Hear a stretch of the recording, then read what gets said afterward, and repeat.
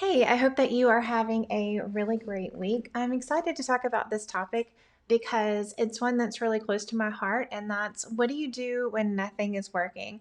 And part of why I love this so much is because I have such a vivid memory of a really good boss friend of mine, and we were at a conference in New Orleans, and we're sitting there, and they're doing like a live workshop. And we're doing this exercise, which has since become my very favorite exercise where you figure out what's working, what's not working, and what's kind of working. And after it was over, we walk out, we both look at each other, and I said, I don't really feel like anything is working. And she said, Me too. And so we're sitting there doing the exercise, feeling like we're the only people in the world who don't know it's working. And I got the exercise. I was like, this is amazing. And if you have been with me for a little while, you've probably heard me talk about this exercise, but it's such a bad feeling when you think, I don't know it's working. And I remember I was kind of like looking around the room and I would see people writing and I thought, oh, I don't know what to write. I'm not sure it's working. So I love sharing this topic with you if you feel like you don't really know what's working either, because the first thing I want you to know is that something is working, but it may not seem like it's big enough or impactful enough. And I think that that really comes down to what our expectations are. So, our expectations are funny because the thing that we base them on is usually like our personal beliefs. So we can definitely have an idea that I'm going to do this reel and my expectation is that, nobody's really going to watch it or like it, right? And then nobody will. So that's kind of like how that works a lot of times. But then we can also have expectations that are really unfounded and more based on what we want, which is not a bad thing. But we can a lot of times set ourselves up for feeling bad if we say that we want 100 people to come into our challenge, but we don't actually do anything to get the 100 people in. That's a big one. Um, and then a lot of times we just base it on what has worked before for us or what we see working for someone else. And so our idea of what is actually working and what's not working can be very much skewed based on what our expectations are. So I think that that's a really good thing to consider when you feel like nothing is working. Because if you don't take notice of the things and their actual context, so an example of this would be, let's get back to the challenge. It's kind of on my mind because I'm having a challenge, which I'm going to share with you a little bit later. Um, and thinking about how many people I actually wanted in the challenge and working backwards, I got really specific about the numbers and then about what actions I was going to take to get people into the challenge. Instead of making it all about the way that I feel, like this, you can throw a number out and say, this is going to be really good, right? But you also have to have some kind of numbers that back that up. And for me, whenever I do something, especially when it's new, it's not about this is how many sales I'm going to get. I think about, well, what are all the other benefits that are happening around this thing that I really want? So, the benefits of having a challenge, just for anybody, is that you're able to come in contact with new leads. So, people that you are just fresh to, right? So, you're generating new leads. You are cultivating the relationships that you already have and building up that trust factor by sharing the value that you're sharing with the people that you already have. So maybe they don't buy this time, but maybe they're hot to buy next time because you did this challenge, right? And anytime you do something in marketing, it's because you are working towards a repeatable system. That's how you get that signature marketing system that I love to talk about. It's never ever in doing something once, right? We never become an expert at doing something one time. If this has ever happened to you, please let me know because I've never known it to happen. But we do this by practice. So when you do something new, what we want to consider is that we have the high expectation, but what's like good, better, best? Because if we're thinking that it has to be all or nothing, we're definitely going to feel like, oh, well, nothing is working.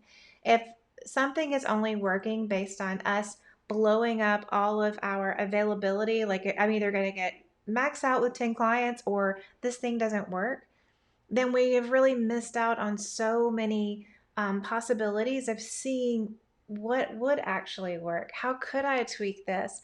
And getting all the benefits. And if you think about anything that you've ever set a high goal for and really tried, there's always those, like what I like to call alsos and others that happen.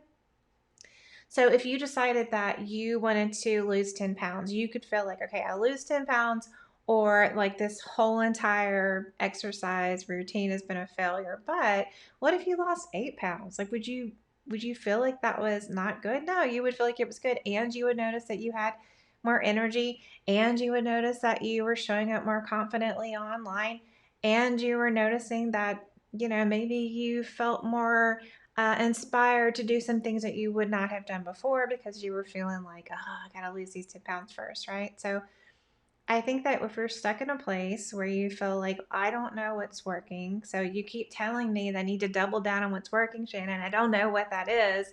I promise you that you do know. So just reconsider the things that you've been doing. So, whatever marketing tactics that you have been showing up and using, you want to take a fresh look at those and see, because let's just say you got one client, that still means that it's working. So if you've done something in marketing and you got some kind of result, go back there and see first, like, did I really enjoy doing that? Did it feel like an easy way for me to show up where I felt pretty confident doing that? And it got me this result. Like, how could I do this again and get that same result? Because what usually happens is we feel like, just like I did in that room where you're like looking around, you're like, I'm the only person where nothing is working. I'm like doing all these things, but I don't think anything is actually working. And so we look for another solution.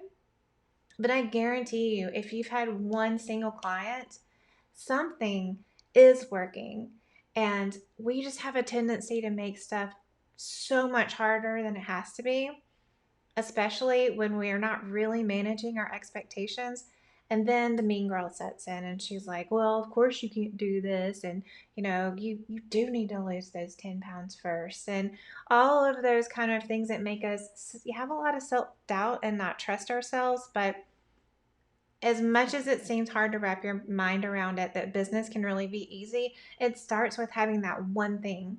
What is that one thing that you feel like you want to go all in on? I don't know if any of you have watched Cheer. Kind of obsessed with it. I love the show, but they have their full out. Like, what in your business do you feel like you want to go full out on? Maybe you're not super comfortable at it yet, but the thought of doing it until you get it right seems like a hell yes for you, because you can make any marketing tactic work if you work it. So it's so important to make sure that you're choosing the right thing, right? It's important to make sure we're working towards the thing that we actually want to do or have or manifest. So make sure you're working towards the right thing and really take that fresh look and see, because something is working. And I love to just see if you can step away from the result by re-examining your expectations, by putting on your curiosity hat, right? Because especially if you're creative, if you're in business, you're a freaking problem solver. That's what you do.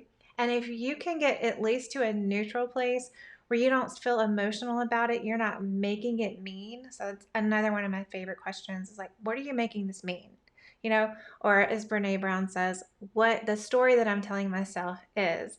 So if you can step away from that and you can be neutral, I promise you're going to see that something is working, and you're going to get so much inspiration and so many downloads about, oh, well, what if I did this? Or, if I made this little tweak, because I can tell you after, let's see, what is it? Almost 8 years in business, and I've literally worked with hundreds of clients. It's not the big, huge things that you're just like, out of breath by the time you like put this whole thing together. It is the small things. And the first one that popped in the top of my head is I had a client who had a Facebook group, and she had one email that she would send out every month and run the same challenge every single month. And her Facebook group was growing at a massive rate. I mean, it was really a good thing. It was amazing. And then she had this small digital product that she wasn't able to sell. And all we did was rearrange the format of how the information was delivered inside the email. Then we added one more email to the sequence, and boom, she immediately started selling. and she got even more people into the group. We just made these very small changes. It literally took her maybe like 5 minutes to make the change. And she started getting just double the results. So it doesn't have to be this like big, crazy, complicated thing. It's really about tweaking. So decide what's that one thing that you want to go full out on. You're all in your business that you really want to work. You're like, I'm willing to make this thing work. And then look at what you've already done. So maybe you're not totally sure because you still sort of feel like, I don't know if anything is working for me right now.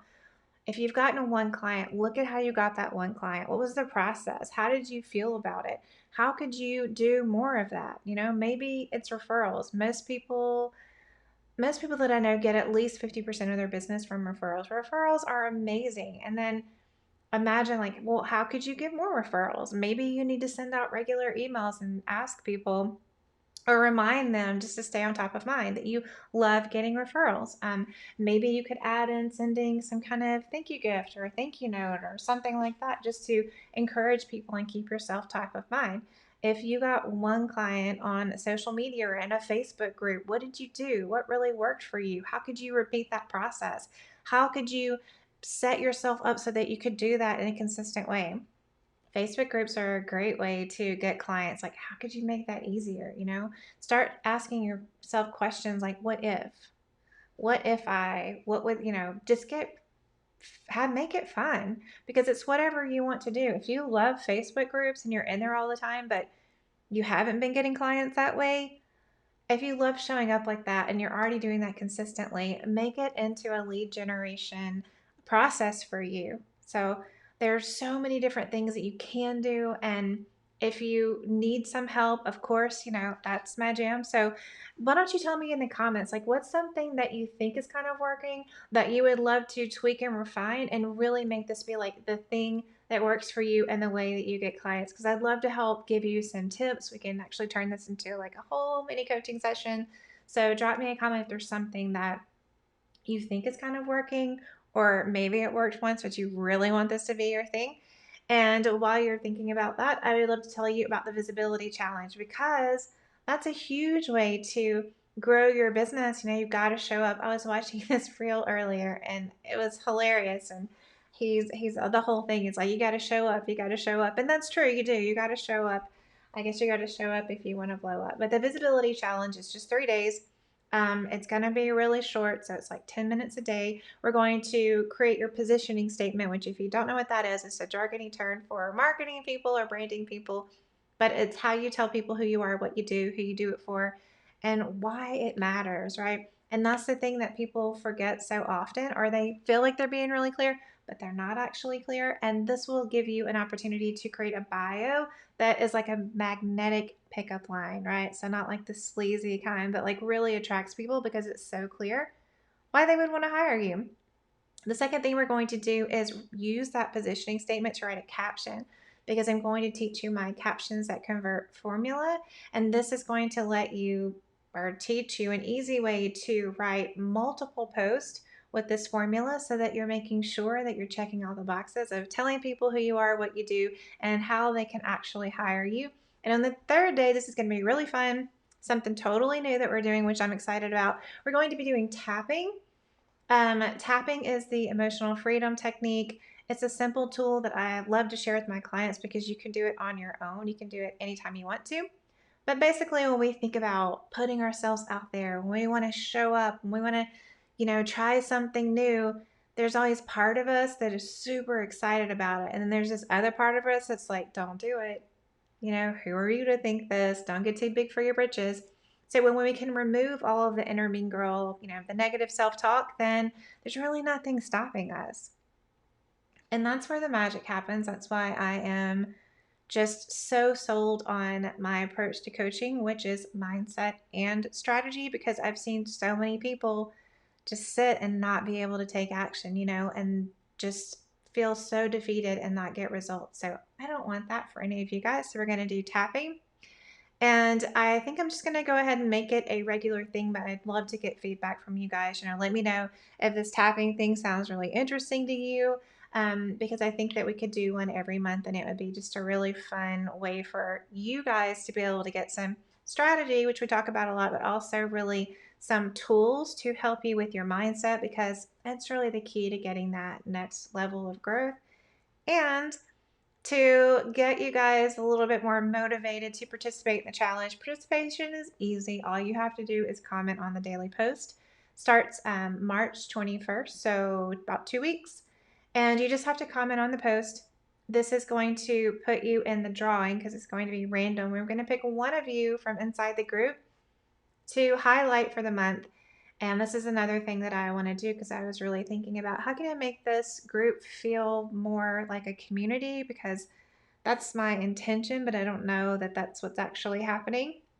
So I'd really like to highlight one of you every month and give you a chance to come into this group and get visible, right? Get really visible by what there's about 1,000 people in this group and share your experience and your expertise. And then everybody gets a chance to meet you, learn about your business, you use your fancy new positioning statements so they know what they could hire you for, and really just highlight all of the amazing things that you were doing. So again, if you're like, yes, that sounds like a good opportunity to get more visible, then all you have to do is participate in the videos. If you want to make sure that you are knowing when the challenge is, just in case you miss it, you can drop a comment me inside of this video for the comments for this video, and I will make sure and tag you so that you know when the challenge starts so that you don't miss out on any of this good stuff. So just to recap, it starts March 21st. It's 3 days. It's like 10 minutes every day. It's pretty short. You can always watch the replay. And to get in the drawing to be highlighted as our entrepreneur of the month, all you have to do is comment on the video. So really simple, not a whole lot of stretch here, but you're going to get a whole lot out of it because you're going to get that mindset and strategy piece to help you show up online. And it's really perfect timing because we're going into Q2, if anybody can believe that, right? And I don't know about you, but I always get really excited around spring. It starts to warm up and just have that like burst of energy to create and do things, coming out of that sort of hibernation period. So make sure and drop me in the comments if you want to get tagged and participate inside of this challenge and get a chance to be able to share your business in a really big way with this group. All right, everybody, have a wonderful rest of your week.